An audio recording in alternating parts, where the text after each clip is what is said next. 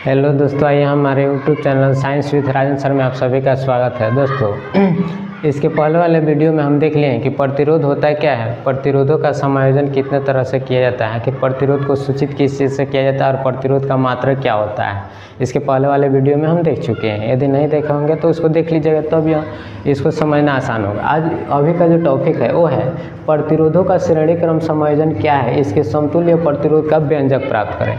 यह एग्जाम के व्यू से बहुत ही अच्छा क्वेश्चन होता है। पूछा जाता है कि प्रतिरोधों का श्रेणी क्रम समायोजन क्या है, समतुल्य प्रतिरोध का व्यंजक प्राप्त करें। तो आज हम इसका व्यंजक प्राप्त करेंगे। देखिए, जब भी अगर ऐसा क्वेश्चन पूछे तो सबसे पहले हमको क्या करना है कि प्रतिरोध लेके डैश देके और प्रतिरोध के बारे में एक लाइन लिख देना है। 1 से 1.5 लाइन में लिखा जाता है कि प्रतिरोध क्या है। तो प्रतिरोध वह गुण है, प्रतिरोध चालक तार का वह गुण है जो धारा के मार्ग में क्या करता है, विरोध उत्पन्न करता है, उसको हम प्रतिरोध कहते हैं। प्रतिरोध को R से सूचित किया जाता है और इसका मात्रक ओम होता है। यहाँ पे एक लाइन लिख दीजिएगा, काम चल जाएगा। सबसे पहले यही काम करना है, प्रतिरोध लेके डैश देके, उसके बाद जब भी यहाँ इस तरह का क्वेश्चन अगर पूछता है तब उसके बाद प्रतिरोधों का श्रेणी क्रम समायोजन क्या है, उसके बाद ना टॉपिक दे करके, स्टार दे करके या कुछ भी पॉइंट दे करके लिख देना है कि प्रतिरोधों का श्रेणी क्रम समायोजन क्या है। उसके बाद डैश दे करके इसमें लिख देना है प्रतिरोधों का श्रेणी क्रम समायोजन क्या है। तो जब 2 या 2 से अधिक प्रतिरोध इस क्रम में जुड़े हो ताकि पहले प्रतिरोध का दूसरा सिरा दूसरे प्रतिरोध के पहले सिरे से और दूसरा प्रतिरोध का दूसरा सिरा तीसरे प्रतिरोध के पहले सिरे से जुड़े हो और यही क्रम आगे भी जारी रहे, तो प्रतिरोधों के ऐसे समायोजन को हम श्रेणी क्रम समायोजन कहते हैं। उसके बाद इसका परिभाषा लिख देने के बाद आप इस फिगर को बना लेना है। फिगर में वही चीज़ है जो इसका परिभाषा होता है ना, वही चीज़ है। इसमें देखिए, इसमें भी 3 वो प्रतिरोध जुड़े हुए हैं। यहाँ पे R1 प्रतिरोध है, यहाँ पे R2 प्रतिरोध है और यहाँ पे R3 प्रतिरोध। प्रतिरोधों को इस तरह से ही सूचित किया जाता है, समझ रहे हैं ना।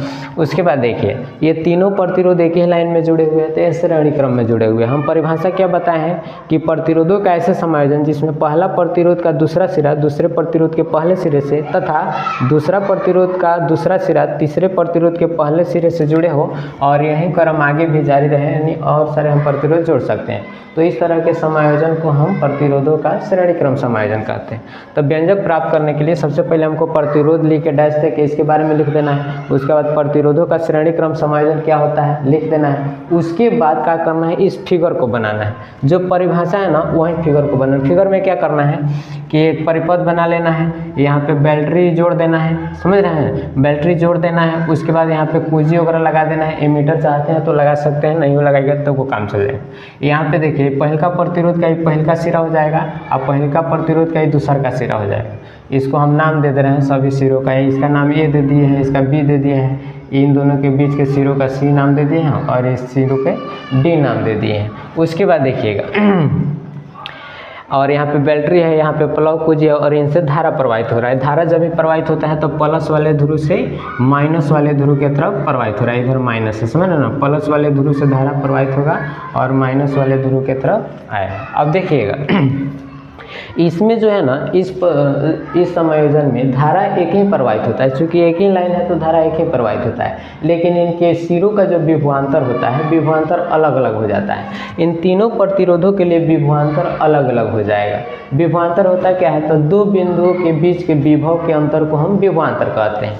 अब देखिएगा, पहले का प्रतिरोध के लिए विभवांतर क्या हो जाएगा, तो ये 2 बिंदु यही ना है, इनके सिरों के बीच का बिंदु यही है, तो विभवांतर क्या हो जाएगा, अंतर, तब VA माइनस VB हो जाएगा, VA माइनस VB। ये पहले का प्रतिरोध के लिए विभवांतर हो जाएगा और दूसरा का प्रतिरोध के लिए विभवांतर क्या हो जाएगा, तब VB माइनस VC हो जाएगा और तीसरा का प्रतिरोध के लिए विभवांतर क्या हो जाएगा, तो VC माइनस VD हो जाएगा।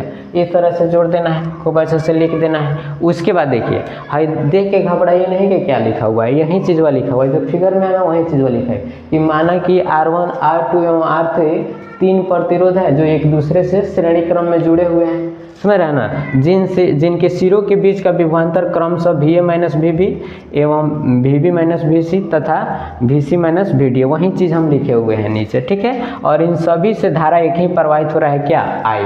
ये देख के घबराइए नहीं, यही चीज़ को लिख देना होता है। अब देखिएगा, इसके बाद क्या करना है कि हम जानते हैं कि ओम के नियम से एक फार्मूला आता है। ओम के नियम से, ओम के नियम से एक फार्मूला आता है, क्या आता है, तो वो होता है V बराबर आई आर, यही फार्मूला आता है ओम के नियम से, समझ रहे हैं ना। अब देखिएगा यहाँ पे अगर हम पहल का प्रतिरोध के लिए विभवांतर का मान निकालें तो पहल का प्रतिरोध के लिए विभवांतर क्या है, तो VA माइनस VB है।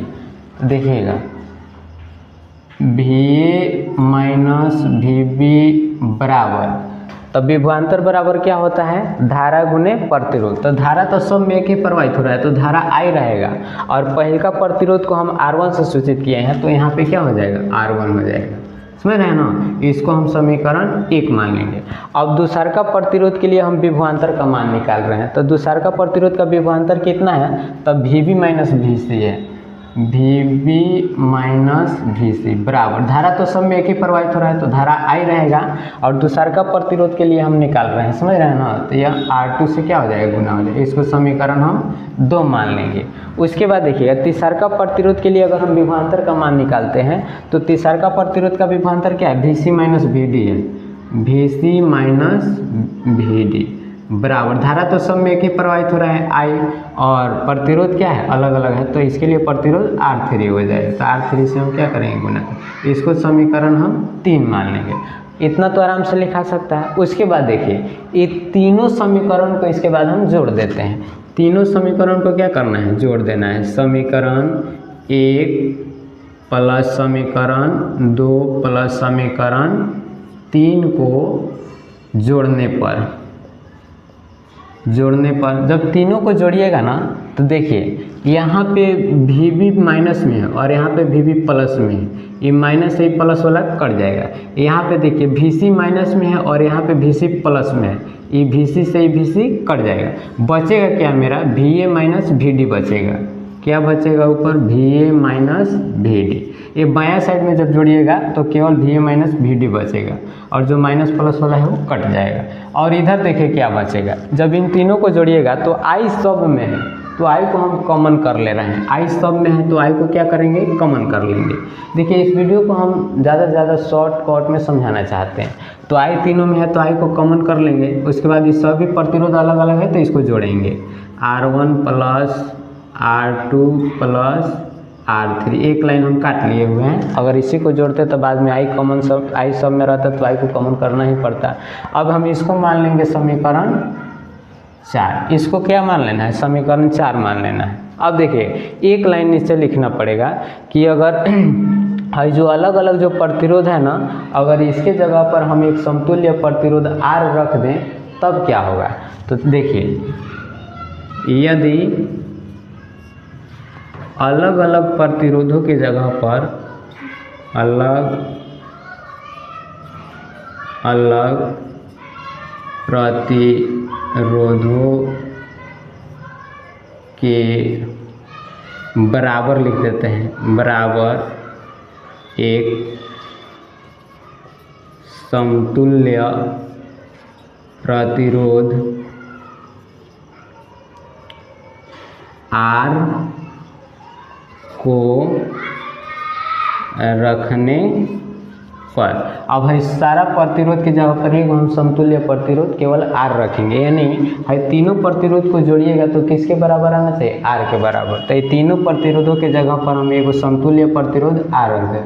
समतुल्य कहने का मतलब है कि सभी के समान तुल्य, इस सभी को जोड़ने के इसके बराबर आना चाहिए। तो जोड़िएगा तो क्या हो जाएगा, तब क्या हो जाएगा, विभवांतर बराबर। तो विभवांतर तो वह रहेगा VA माइनस VD बराबर I तो वहीं रहेगा, और इन तीनों के जगह पर हम क्या रखेंगे, अब R रखेंगे, और इसको समीकरण हम 5 मानेंगे। अब देखिएगा क्या होगा, यहाँ पे समीकरण 4 और समीकरण 5 को जब हम देख रहे हैं तब देख रहे हैं दोनों का बायां पक्ष बराबर है। यहाँ पे VA माइनस VD है और इसके बायां पक्ष में भी VA माइनस VD है। तो जब दोनों समीकरण का बायां पक्ष बराबर है तो दोनों समीकरण का दाहिना पक्ष भी आपस में क्या होगा, बराबर होगा। तो यहाँ पे एक लाइन लिखना होगा कि समीकरण 4 एवं समीकरण 5 से, समीकरण 4 एवं 5 को देखने से पता चल गया है कि दोनों का बायां पक्ष बराबर है, तो दोनों समीकरण का दाहिना पक्ष भी बराबर है। तो इसके दाहिना पक्ष में क्या है, IR है, IR। ये किसके बराबर हो जाएगा, तो इसके दाहिना पक्ष है, इसका दाहिना पक्ष क्या है, तो into R1 plus R2 plus R3, इतना चीज़ लिख दीजिएगा। उसके बाद देखिए दोनों तरफ I है तो I से I क्या हो जाएगा, कट जाएगा, बचेगा मेरा यहाँ पे क्या R, और इधर क्या बचेगा R1 plus R2 plus R3, हो गया मेरा व्यंजक प्राप्त हो गया, यही प्राप्त करना है। ठीक है, उसके बाद एक लाइन नीचे लिख देना होता है कि अतः श्रेणी क्रम में जुड़े हुए अलग अलग प्रतिरोधों का जो समतुल्य प्रतिरोध होते हैं वो उनके बराबर होते हैं। समझ रहे हैं ना, एक लाइन नीचे लिख देना होगा कि अतः श्रेणी क्रम में जुड़े प्रतिरोधों का अतः श्रेणी क्रम में जुड़े श्रेणी क्रम में जुड़े प्रतिरोधों का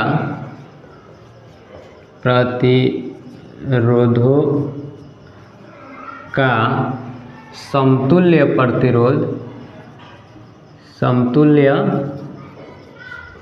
प्रतिरोध अलग अलग प्रतिरोधों के अलग अलग प्रतिरोधों के योग के बराबर होता है, योग के बराबर होते हैं। इतना चीज लिख